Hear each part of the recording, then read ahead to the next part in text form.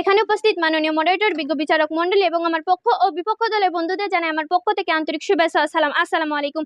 আজকের বিতর্কের বিষয় নির্ধারণ করা হয়েছে অর্থ, ন্যায়, স্বাস্থ্য ও প্রকৃতি সম্পদ। যুক্তিসঙ্গত কারণে আমি আমার দল বিষয়টির বিপক্ষে অবস্থান করছি। আমার দলের প্রথম বক্তা সূচনা করে গেছেন এবং দ্বিতীয় বক্তা বিশ্লেষণ করেছেন এবং আমি দলনেতা প্রমাণ করে যাব যে স্বাস্থ্য, ন্যায়, অর্থই প্রকৃতি সম্পদ এবং সর্বোত্তম শতভাগ সঠিক জীবনযাত্রার মান উন্নয়ন। মাননীয় মডারেটর, আমি শুরুতেই বলতে চাই, অর্থই সকল সুখের মূল, অর্থ সবার চাওয়া, অর্থ পেলে সব মিটে যায়, বাকি না থাকে পাওয়া। মাননীয় মডারেটর, অর্থ মানুষের জীবনযাত্রার জন্য অত্যন্ত গুরুত্বপূর্ণ। এটি মানুষের মৌলিক চাহিদা মেটাতে সাহায্য করে, যেমন খাবার, বাসস্থান, শিক্ষা, চিকিৎসা ইত্যাদি। এছাড়াও অর্থ মানুষকে স্বাধীনতা দিতে সাহায্য করে, এমনকি যার অর্থ আছে সে ইচ্ছা মতো জীবনযাপন করতে পারে এবং সে তার পরিকল্পনা অনুযায়ী সিদ্ধান্ত নিতে পারে ও ভবিষ্যৎকে সুরক্ষিত রাখতে পারে। উদাহরণস্বরূপ, আমার বাড়ির পাশে সাদিকুর সাহেব লক্ষ লক্ষ টাকা উপার্জন করে নিজের ইচ্ছা অনুযায়ী ঘুরে বেড়ান। তিনি এখন খুবই একজন সুখী মানুষ। মাননীয় মডারেটর, এখান থেকে এই কথাই স্পষ্ট যে স্বাস্থ্য নয় বরং অর্থই প্রকৃত সম্পদ। আর এই অর্থের উপর উদ্দেশ্য করে সক্রেটিস বলেছেন, যার কাছে টাকা আছে তার কাছে আইন খোলা আকাশের মতো, আর যার কাছে টাকা নেই তার কাছে আইন মাকড়সার জালের মতো।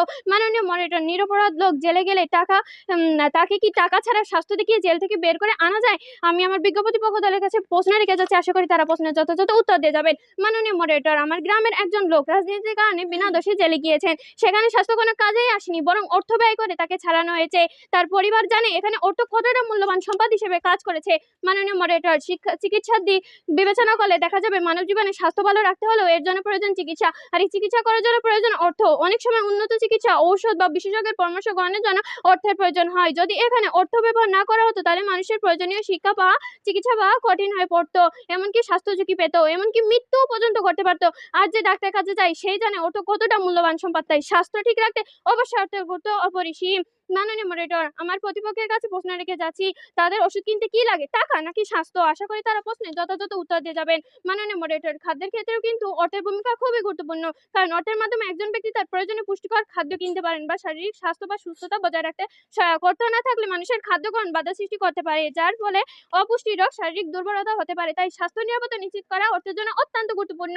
মাননীয় মডারেটর, বাসস্থানের ক্ষেত্রে লক্ষ্য করলে দেখা যাবে যে বাসস্থানের মানুষের মৌলিক অধিকার। সুস্থভাবে বাঁচতে হলে একটি নিরাপদ, পরিচ্ছন্ন বা স্বস্তিদায়ক বাসস্থান প্রয়োজন, যা অর্থ ছাড়া নির্মাণ করা খুবই কষ্ট। একমাত্র অর্থের মাধ্যমে এটি নির্মাণ করা সম্ভব, যা পরিবারের সদস্যদের নিরাপত্তা করে। বাসস্থানের অভাব কিংবা খারাপ অবস্থার মধ্যে বাস করলে শারীরিক ও মানসিক স্বাস্থ্য ক্ষতিগ্রস্ত দেখা দিতে পারে। মানুষের মৌলিক চাহিদা এবং অর্থ তাদের প্রাপ্তি ও মান উন্নয়ন করার মূল মাধ্যম।